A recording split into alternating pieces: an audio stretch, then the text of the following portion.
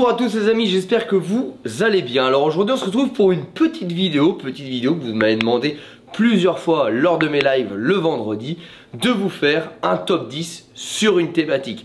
Aujourd'hui on va faire tout simplement le top 10 des meilleures voitures sportives pour 10 000 euros. Ça va être un top 10 qui va être forcément un petit peu biaisé par mes expériences, biaisé aussi par mes préférences. On pourrait faire au moins 2 à 3 top 10 pour moins de 10 000 euros des meilleurs sportifs du marché actuellement. À moins de 10 000 euros aujourd'hui, dans les années 2000, on avait quand même pas mal de petites sportives qui étaient bien sympas, qui étaient fiables, fun, économiques et pas forcément très coûteux à l'entretien. Et maintenant, 20-25 ans après, presque pas très cher à l'achat et surtout de futurs collectors. Donc je vous avoue que j'ai un petit peu affiné ce choix là avec mes expériences personnelles parce que j'ai eu pas mal de voitures et dans ce top 10 j'en ai eu quelques-unes.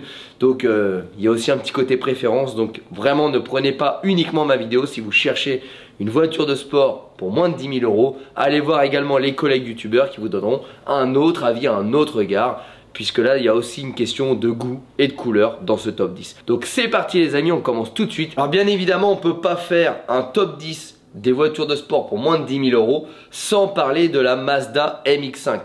Mazda MX-5 qui depuis les années 90 est un emblème de la petite voiture de sport. Donc un petit cabriolet 2 places qui a toujours eu réputation d'une petite bourbinette, puisque c'est une voiture qui a un moteur très fiable mais surtout une voiture qui est très légère. Donc là les deux modèles qu'on peut vraiment faire rentrer dans ce top 10, on a la version NA, donc la première génération qui est on va dire années 90, et ensuite on a la NB qui est la seconde génération qui est plutôt des années 2000. On a deux motorisations, donc on a la motorisation 1,6 litre qui pour la NA nous propose 90 chevaux et pour la NB il a évolué à 115 chevaux, et on a la version 1,8 litre qui pour la NA propose 130 chevaux et pour la NB propose 140 chevaux. Sachant quand même que la voiture pèse un petit peu moins d'une tonne, on est aux alentours de 950 à 970 kg, donc on a vraiment un rapport poids puissance qui est vraiment sympathique. Donc l'avantage de la Mazda, c'est que c'est peu coûteux, on en a plein sur le marché, donc ça laisse aussi pas mal de choix pour choisir son véhicule, la couleur, l'état, etc. Et bien évidemment c'est un moteur qui est ultra fiable et qui ne coûte pas forcément très cher à entretenir. Si maintenant on parle un petit peu de la consommation moyenne de ce véhicule là, on tourne aux alentours de 8 litres au 100, donc c'est pareil, c'est pas démesuré. Enfin, c'est quand même une voiture qui a 25 ans. Aujourd'hui, une voiture essence qui consomme 8 litres au 100, je trouve que c'est pas forcément dingue. Voilà. Vous allez voir que dans ce top 10, quand on va parler un petit peu des specs des voitures, vous allez voir que ça n'a pas forcément beaucoup changé en 25 ans. Les consommations sont pas énormes, les puissances sont pas énormes. Finalement, la seule conclusion qu'on peut faire, c'est qu'aujourd'hui, avec le downsizing, on a baissé la consommation parce qu'on a baissé la taille des moteurs et donc on a baissé la puissance. Voilà, c'est aussi simple que ça. Et bien évidemment, je rappelle que cette petite Mazda MX-5 possède un moteur atmosphérique, donc pas de frais de turbo, pas de risque de casse du turbo. C'est pour ça qu'on a aussi un moteur très fiable. Le seul problème de cette petite Mazda MX-5, c'est malheureusement la corrosion. Donc quand vous achetez une Mazda MX-5, faites bien attention à la corrosion. Vérifiez les passages de roue, vérifiez les bas de caisse. C'est malheureusement le gros problème des japonaises des années 2000, la corrosion. C'est le cancer de ces petites Mazda. Et surtout si elle a été refaite, demandez un dossier photo pour être sûr que ça n'a pas été choucrouté. Bon, après cette petite Mazda, on va passer à la deuxième voiture sportive de ce top 10. On va parler cette fois-ci de BMW avec le modèle E46, mais pas n'importe quel modèle, le 330 Ci. Alors je vous avoue qu'on est plutôt sur la fourchette haute du budget des 10 000 euros, hein, contrairement à Mazda où on va plutôt se situer entre 6 et 8 000 euros. Là une belle 330 Ci E46, on est quand même plutôt entre 8 et 10 000, voire on peut trouver des plus beaux modèles plutôt aux alentours de 12 000 euros. C'est malheureusement des véhicules, enfin malheureusement ça dépend pour ceux qui l'ont déjà acquis, c'est des véhicules qui sont en train de monter en cote, c'est des futurs Youngtimers. Et surtout le magnifique moteur 3 litres 6 cylindres de BMW qui est tout simplement l'un de mes moteurs préférés pour déjà avoir eu ce moteur là dans une E39. C'est vraiment un moteur qui est ultra fiable, qui est onctueux, qui est coupleux, qui est puissant, qui est indestructible. ça fait pour moi forcément partie de ce top 10. C'est un excellent moteur, 6 cylindres en ligne de 3 litres. On pourrait se dire ouais mais ça va consommer à bloc, 3 litres de cylindre et 6 cylindres, et bah pas tant que ça. On est sur un moteur qui oscille entre 9 et 10 litres au 100 pour un moteur quand même qui fait 3 litres de cylindrée, quand même une voiture qui est bien plus lourde qu'une Mazda MX-5. Moi pour l'avoir eu et pour avoir roulé avec, je peux vous dire que sincèrement ça consomme pas tant que ça. Ce 3 litres de cylindrée atmosphérique, donc qui dit atmosphérique dit forcément pas de problème de turbo, donc gage de fiabilité. C'est vraiment une voiture que j'affectionne, un moteur que j'adore et que j'ai adoré, que j'ai beaucoup roulé, donc ça je peux vraiment vous en parler. Et surtout c'est un moteur ultra fiable. Vous pouvez sans aucun problème l'acheter avec 200-250 000 km puisqu'il en fera largement le double. Et sachez que ça peut faire facilement 300, 400, 500 000 km avant de rendre l'âme. C'est vraiment des moteurs extrêmement fiables. Sachez quand même qu'à l'époque, dans les années 90-2000, BMW, son cahier des charges pour la fabrication d'un moteur, c'était 1 million de kilomètres. Donc vraiment, quand je vous dis que les années 2000, c'était vraiment l'âge d'or de l'automobile, et bah la preuve en est. Pour résumer un petit peu cette voiture en quelques mots, 4 places, enfin 5 places autant pour moi, confortable, dynamique, belle gueule, moteur fiable, belle mécanique. Maintenant, il faut aussi parler du coût d'entretien dans chacune des voitures qu'on va vous parler. Je qualifie de coût d'entretien moyen parce que certes, on ne va pas avoir plus de panne qu'on aurait par exemple avec la MX-5, mais on est sur un moteur plus gros, on est sur une marque plus prestigieuse, donc les pièces vont être un petit peu plus chères, de l'ordre de 30 à 35% plus cher que l'entretien du Mazda MX-5. Maintenant on va passer au troisième modèle, la Cocorico, on ne l'a pas oublié celle-ci, la 206 RC, qui était un petit peu l'équivalent de la Clio 2 RS à l'époque. Très belle, alors moi la 206 je l'ai adorée dans ma jeunesse, c'était la voiture que je voulais absolument quand j'avais mon jeune permis. Bon, je l'ai jamais eu. Et puis maintenant je vous avoue que je rêve plus forcément d'une 206.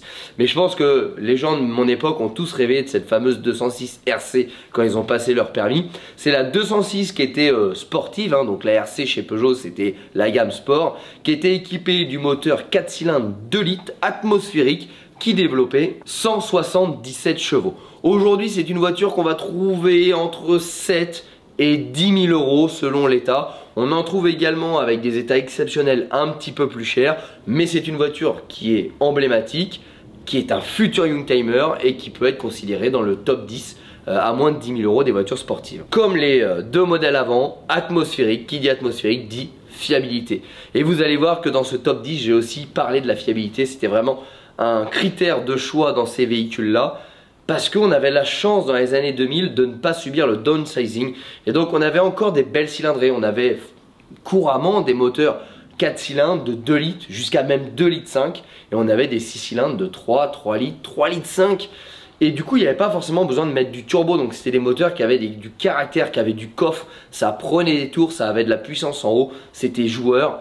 Bref, on a perdu toute cette ADN là malheureusement à cause du downsizing. Privilégié dans mon top 10 les moteurs atmosphériques parce que j'ai un petit faible pour ces moteurs là et qu'accessoirement je trouve que 10 000 euros pour une sportive, pour une bonne sportive, c'est un petit budget. Donc si on a un petit budget, il faut aussi penser au coût d'entretien et un moteur atmosphérique aura bien évidemment moins de panne, moins de contraintes et donc un coût d'entretien plus faible. Donc cette petite 206 RC qui consomme entre 9 litres et 9 litres 5 au 100 en conduite mixte, bah, je trouve encore une fois que c'est hyper raisonnable. Si on parle un petit peu maintenant du budget d'entretien de cette 206 RC, bah, c'est du Peugeot, ça coûte rien en entretien. Donc on va considérer que le coût d'entretien est faible pour cette petite sportive. Alors en quatrième, je voulais vous parler un petit peu d'une voiture japonaise. On va parler bien évidemment de Honda, parce que Honda dans les années 2000 c'était aussi un petit peu l'âge d'or. Honda ont toujours fait des voitures performantes. Niveau design, moi je suis pas fan. J'ai jamais été fan de Honda, mais on peut aimer, parce que clairement c'est un design qui est très particulier. Donc là c'est vraiment les goûts et les couleurs. Mais en tout cas ce qu'on peut valider de Honda, c'est que c'est fiable, les moteurs sont bons, ça vieillit bien. Pour moi, il fallait forcément mettre une Honda dans ce top 10. Donc, qu'est-ce qu'on a choisi comme Honda dans ce top 10? C'est la Civic Type R EP3.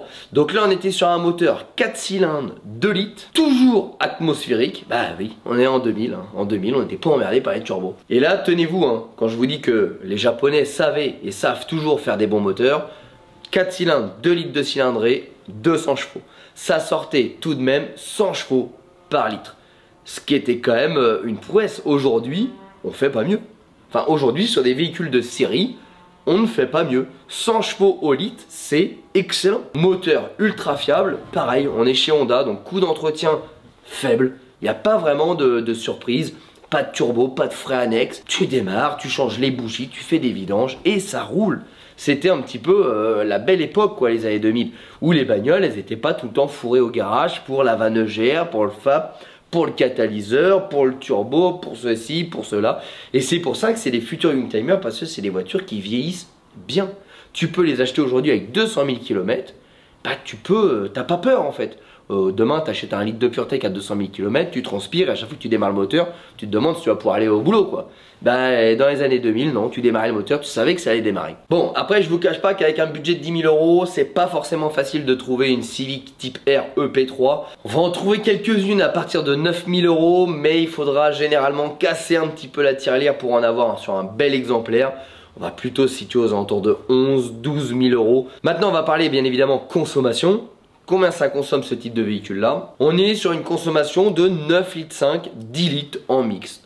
Alors moi je trouve que c'est tout à fait raisonnable parce qu'on parle toujours d'un véhicule essence et on a quand même 100 chevaux au litre. Donc moins de 10 litres au 100 en mixte, je trouve que c'est largement raisonnable par rapport à la cylindrée et à la puissance du véhicule. Bon, une nouvelle fois Cocorico, on est à la 5e voiture de ce top 10. On va parler bien évidemment cette fois-ci de Renault. Bah oui, à l'époque Renault il savait faire aussi des voitures, hein. Les Renault Williams c'était génial.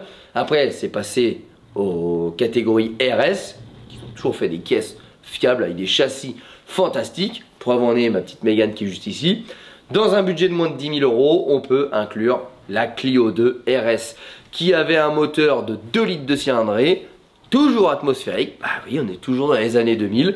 Et on sortait 182 chevaux. Donc on faisait un petit peu moins bien que les Japonais. On avait 18 chevaux en moins, donc 9 chevaux de moins par litre de cylindrée. Mais c'était déjà exceptionnel à l'époque. Et d'ailleurs ce moteur-là, il a que très faiblement évolué. On le retrouvait encore dans la Mégane 3 RS. Alors il a été modifié, il a été renforcé pour passer en turbo. Mais c'est le F4R qui est un moteur génial sur les Renault, qui est un moteur indestructible, qui est ultra fiable, qui a un très bon rendement. Donc forcément cette Clio 2 RS, il fallait la faire rentrer dans ce top 10. Sachant qu'aujourd'hui une Clio 2 RS, on en trouve correct à partir de 6 000 € et jusqu'à 10 000 €. Vous avez des très très beaux exemplaires d'une Clio 2 RS. Donc vraiment avec un budget de 10 000 €, on a vraiment le choix sur ce modèle de véhicule là. Et c'est un futur Youngtimer. Les RS chez Renault s'est arrêté, maintenant c'est passé au département Alpine. Donc de toute façon toute la gamme Renault RS va faire que monter en code, donc c'est un très bon investissement. Ce qu'il faut c'est choper un bon modèle d'origine. Alors si vous la modifiez il n'y a aucun problème, mais gardez les pièces d'origine en bon état, l'entretenir et j'ai aucun doute que ce sera un futur Youngtimer qui prendra de la valeur. Et puis comme toutes les autres voitures, parlons un petit peu de la consommation. Là on est sur une consommation mixte à 8,5 litres au 100. Encore une fois, moi je trouve que c'est ultra raisonnable, hein. Aujourd'hui, vous prenez une voiture, je vous donne l'exemple de mon Abarth, 1,4 litre de cylindrée, ça fait 130 chevaux d'origine, je tournais aux alentours de 7 litres de consommation. Bon, là on a 2 litres de cylindrée atmosphérique, 8,5 litres, 20 ans d'écart. Bon, bah moi je trouve que c'est plus que raisonnable. Maintenant, parlons un petit peu du coût d'entretien de cette voiture-là. On est chez Renault, même les Renault RS, ça vaut pas très cher à entretenir. Ça vaut pas plus cher qu'une Renault. Donc là, on est vraiment sur un très très bon rapport qualité-prix en termes d'entretien. Ça ne vous coûtera pas plus d'argent que n'importe quelle voiture lambda d'entretenir cette petite RS. Je qualifie cet entretien de coût faible. Bon, toujours chez les japonaises, on va parler de la place 6. On va prendre la Toyota Celica T-Sport. Donc là, on a une petite japonaise, un petit coupé japonais qui était très mignon à l'époque, qui je trouve a très bien vieilli parce qu'elle est loin d'être moche. On a un moteur 4 cylindres, 1,8 litre de cylindrée, 192 chevaux. Donc une nouvelle fois, on peut voir que les moteurs japonais de l'époque étaient quand même plus performants que leurs concurrents européens à la même époque, donc dans les années 2000. Donc là, l'avantage de ce petit coupé, c'est quand même qu'on a 4 places, ça vieillit très bien, c'est très fiable, on est toujours sur un moteur atmosphérique, Donc voilà, c'est qu'une question de goût et de couleur. Je trouve cette voiture très mignonne. Elle a bien vieilli, elle a bien, le design était un peu spécial pour l'époque, mais finalement aujourd'hui c'est presque du goût actuel. Donc là encore une fois, c'est les goûts et les couleurs, mais en tout cas très bonne voiture, très fiable. Parlons maintenant un petit peu de la consommation de cette voiture là. On est sur une consommation de 8,5 litres, donc exactement pareil que la Clio, pour un petit peu plus de chevaux, mais un petit peu moins de cylindrée. Bref, je trouve que c'est encore une nouvelle fois très raisonnable. On va parler maintenant du coût d'entretien de cette voiture là. On est chez Toyota, même si on est sur une sportive, ça ne coûte pas très cher à entretenir, même aujourd'hui. Donc on va qualifier ce coût d'entretien de faible. Bon et bien maintenant on va parler du premier modèle turbo de ce top 10. On est à la place 7 et on va parler de l'Audi TT première génération 1,8 litre turbo. On était obligé de mettre cette voiture là dans le top 10 puisque l'Audi TT quand elle est sortie ça a quand même été un choc des petites sportives quoi. Tout le monde a kiffé cette voiture là. Bon maintenant moi personnellement je la trouve affreuse. J'avais pas envie de la mettre dans ce top 10 par rapport à mes goûts personnels, mais à l'époque quand même c'était quelque chose cette petite Audi TT. Elle était super mignonne, elle était ronde, à l'époque c'était vraiment les courbes d'actualité. Moi maintenant je trouve que ça a mal vieilli, je la trouve trop ronde, on est revenu un petit peu aux coupes saillantes et c'est pour ça que je trouve que BMW par exemple qui était très taillé à la serpe dans les années 2000, bah finalement a mieux vieilli que Audi qui était très rond. Après encore une fois c'est les goûts et les couleurs, ça c'est chacun fait son choix, mais j'avais envie de mettre cette petite Audi TT dans le top 10. Donc là on est sur un 1,8 litre de cylindrée, 4 cylindres, turbo qui développe 180 chevaux. Ah, là tu vois qu'on dit toujours la qualité allemande, ouais mais chez Honda pour 1,8 litre il te sortait 190 chevaux en atmosphérique. Là on a 180 chevaux en turbo. Bon, après le turbo c'est pas que négatif, attention ça apporte vraiment aussi énormément de couple, donc on a une sensation de puissance qui est peut-être un petit peu plus élevée, je parle bien de la sensation grâce au turbo parce qu'on a vraiment beaucoup de couple qui arrivent d'un coup et ça donne cette sensation de coup de pied au cul. Mais c'est moins joueur dans les tours, mais en tout cas cette petite Audi TT a toute sa place, donc on est sur un petit coupé 2 places qui a révolutionné un petit peu le monde des petites sportives dans les années 2000. Donc là une nouvelle fois on est sur un moteur qui est fiable, globalement fiable, un petit peu moins fiable que ce que je vous ai parlé avant parce qu'il y a un moteur turbo, il y a eu quelques problèmes recensés sur le turbo, mais globalement c'est une voiture qu'on peut acheter les yeux fermés, qui est quand même globalement fiable. Si elle a été entretenue, il faudra mettre un petit accent sur la vérification du turbo, mais pas vraiment de soucis à se faire au niveau de ce bloc moteur. En termes de consommation, cette petite Audi TT, on est aux alentours des 8 litres en mixte. Donc l'avantage du turbo, il est là. Et maintenant, si on parle un petit peu du budget d'entretien de cette Audi TT, alors je vais le qualifier de moyen. Pourquoi? Parce qu'on est chez Audi. Donc Audi, les pièces coûtent un petit peu plus cher que si on est chez Renault, chez Toyota, chez Honda. Et qu'accessoirement, on a également un turbo sur ce moteur là. Donc on a des accessoires en plus, on a des pièces d'usure en plus. Et donc ça coûte forcément plus cher à entretenir. Donc on va le qualifier d'entretien dit moyen. 8e place dans ce top 10, j'avais envie de vous parler d'une expérience personnelle, la MG TF. Qui est pour moi une excellente petite sportive à moins de 10 000 euros. On l'a en version 135 chevaux et 160 chevaux. Là, ça dépendra plutôt de votre budget. C'est une excellente petite voiture équipée d'un 1,8 litre atmosphérique avec distribution variable qui développera entre 135 et 160 chevaux selon le modèle de moteur. Et c'est vraiment une petite sportive incroyable. On a une voiture qui est légère et on a un moteur en position centrale arrière. Et ça, croyez-moi, dans une sportive, ça fait toute la différence. On a l'impression d'avoir le moteur qui hurle derrière le siège. On a un comportement routier qui est excellent. On a une voiture légère. On a une voiture qui est décapotable s'il fait beau. Franchement, cette voiture, elle avait sa place dans ce top 10. Seul petit bémol de cette voiture-là, c'est son problème de joint de culasse. Il y a un défaut de conception.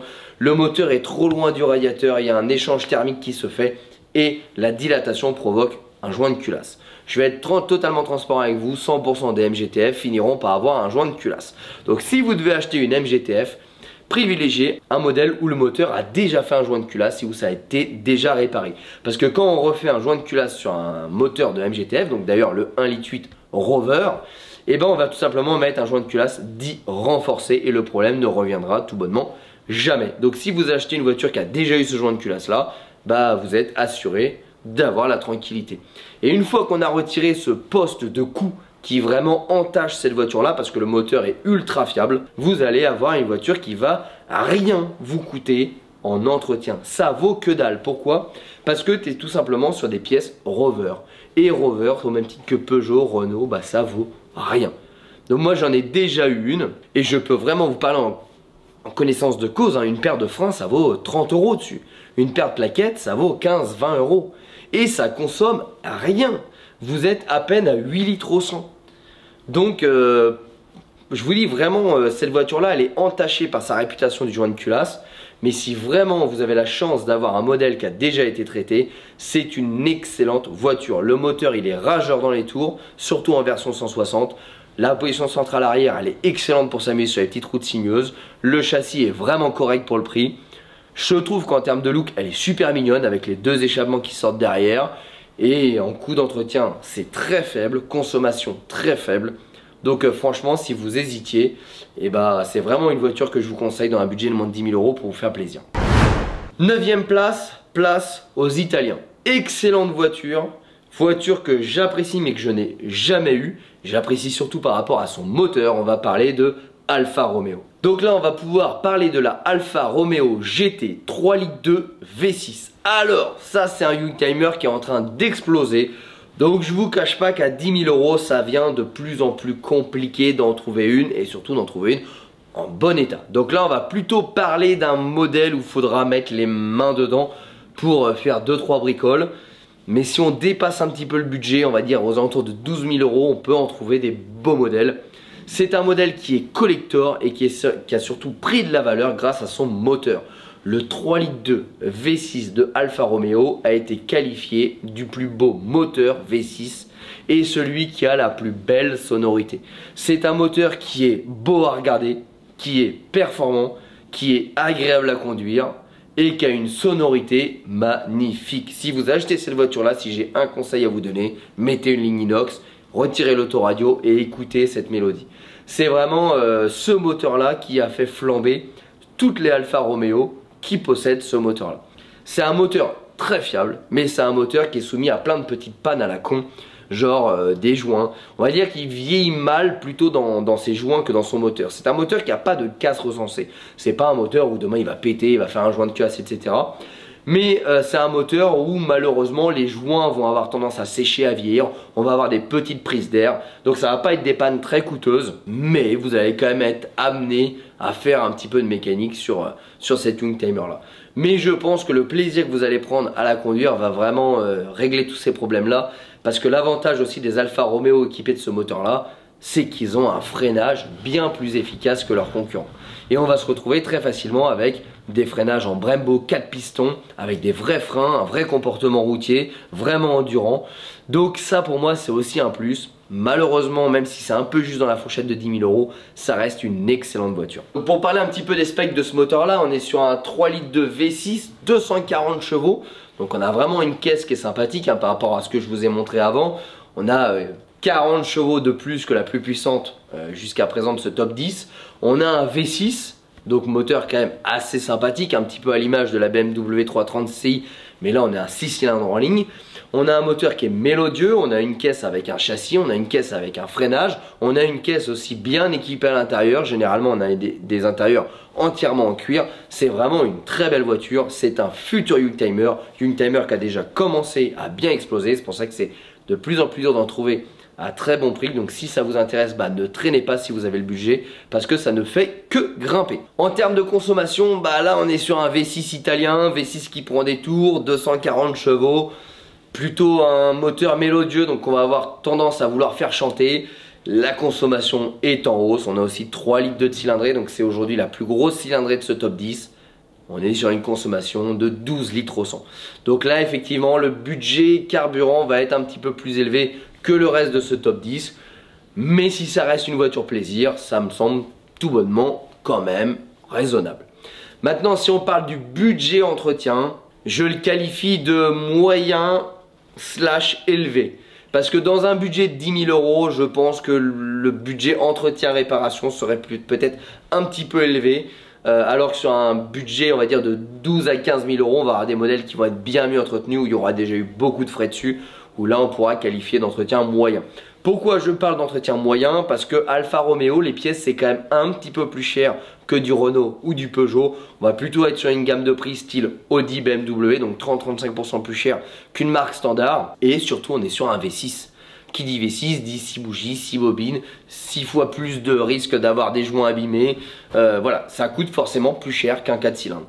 Donc on va qualifier d'entretien moyen pour un véhicule en très bon état et un coût d'entretien élevé pour une voiture qu'on achèterait pas cher avec un peu de réparation.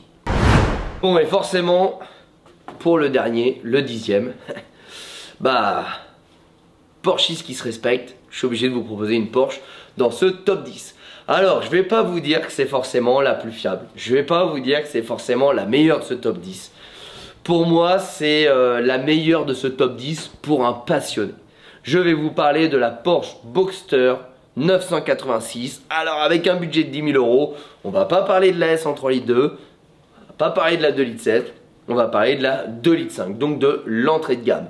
Mais on a quand même une Porsche, on a un cabriolet, on a un châssis Porsche, on a du freinage Porsche, on a accessoirement le plaisir de conduire une Porsche, on a un flat 6 de 2,5 litres, on a un moteur central arrière, on a une boîte de vitesse Porsche. Bon, je pense que ça fait quand même beaucoup d'arguments pour mettre cette voiture-là dans un top 10.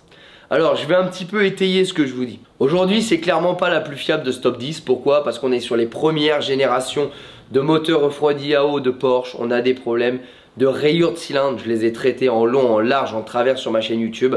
On a des problèmes d'IMS aussi sur ces véhicules-là. Donc, c'est clairement pas le plus fiable de ce top 10. Mais pour moi, c'est vraiment mon coup de cœur de ce top 10. Même si, comme l'Alfa Romeo, c'est de plus en plus compliqué de trouver une 2,5 litres à moins de 10 000 €.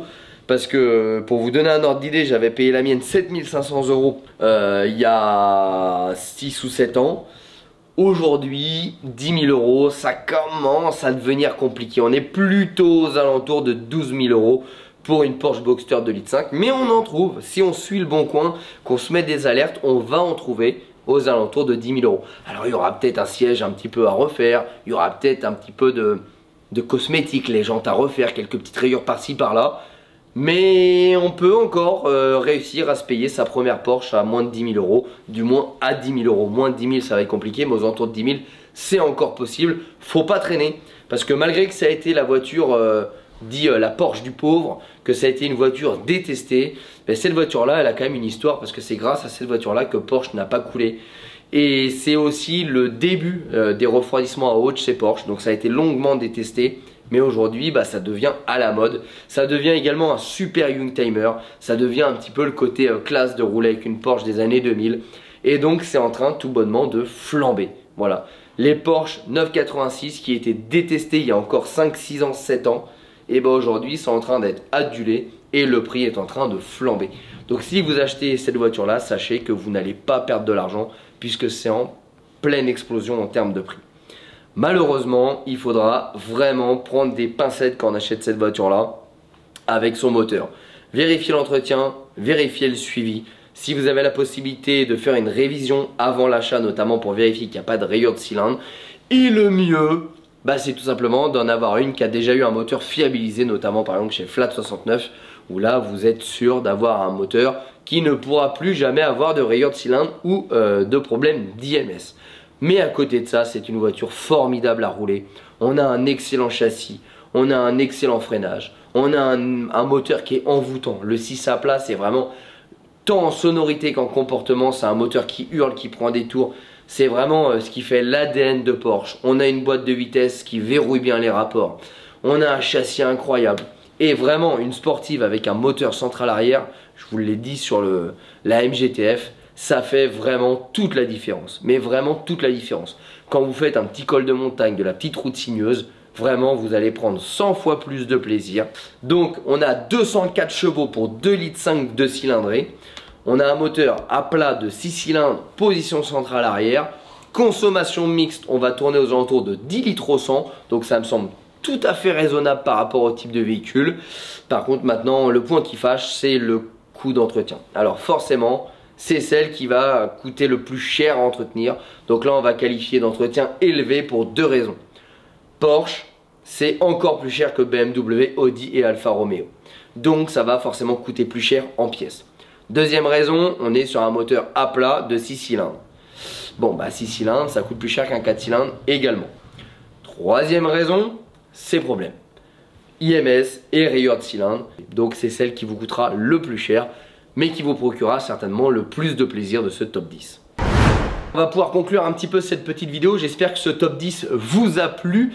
Si vous avez eu l'une des voitures de ce top 10, bah, n'hésitez pas à le mettre en commentaire et partager un petit peu votre expérience. N'hésite pas non plus à me donner ton avis sur mon top 10. Je rappelle que c'est un top 10 qui est un petit peu personnel, où je vous parle un petit peu de mes expériences personnelles. Et bah écoutez les amis, je pense vous avoir donné tous les conseils. Je vous ai donné mon top 10. Donc n'hésite pas à partager la vidéo, à mettre ton avis en commentaire de la vidéo. Et puis si ce genre de format te plaît, bah, n'hésite pas non plus à le mettre et je te préparerai d'autres versions. Les amis, n'hésitez pas à nous rejoindre sur les réseaux sociaux, Facebook, Instagram, TikTok, tous les liens sont en description de la vidéo. Et bien évidemment, pense à t'abonner, mets la petite cloche et on se retrouve très prochainement pour de la vidéo mécanique. Ciao!